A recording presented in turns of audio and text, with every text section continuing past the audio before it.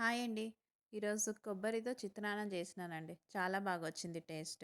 కొబ్బరి చిత్రాన్నం ఎలా చేయాలో చూద్దాం రండి.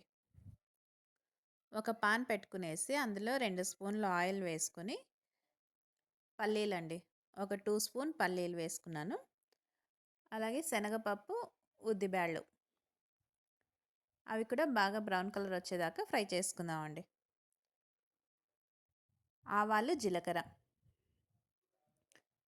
2 వట్టిమిరపకాయలు ఇవి వేగేలోగా మనము మిక్సీ పట్టుకుందామండి. పచ్చి కొబ్బరి, కారానికి సరిపడా పచ్చిమిర్చి, అల్లం, కొత్తిమీర ఇవన్నీ పేస్ట్ లాగా మిక్సీ పట్టుకుందామండి.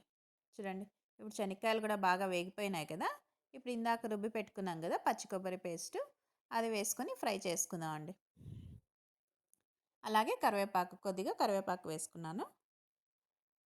1 స్పూన్ పసుపు అండి. ఇలా వేసుకునేసి అది పచ్చివాసన పోయేదాకా ఫ్రై చేసుకుందాం అండి. పచ్చివాసన అంతా పోయింది కదా. ఇప్పుడు 1 స్పూన్ సాల్ట్, ఆల్రెడీ రైస్లో సాల్ట్ వేసినాను, అందుకే ఇక్కడ 1 స్పూన్ సాల్ట్ వేసుకున్నాను. ఇది బాగా ఆయిల్లో ఫ్రై చేసుకోవాలండి. కొబ్బరి అంతా పచ్చివాసన పోయేదాకా ఫ్రై చేసుకుని లెమన్ వేసుకోవాలండి. నేనైతే ఒక హాఫ్ లెమన్ వేసుకున్నాను. అంటే లెమన్ వేయడానికి ముందే మనం స్టవ్ ఆపేయాలండి. స్టవ్లో ఆన్లో పెట్టుకొని మరి లెమన్ వేసుకోకూడదు.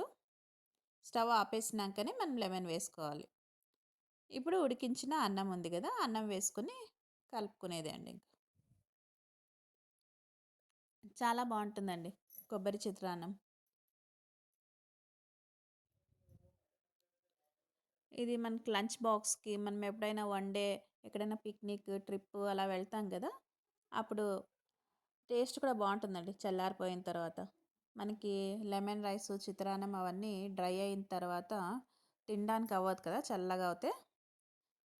ఈ రైస్ అయితే మనం చల్లారిన తర్వాత బాక్స్లో పెట్టుకునేసి ఎక్కడైనా వెళ్ళినప్పుడు తీసుకెళ్తే మనకి బాగా అంటే మెత్తగా ఉంటుంది, టేస్ట్ కూడా బాగుంటుందండి.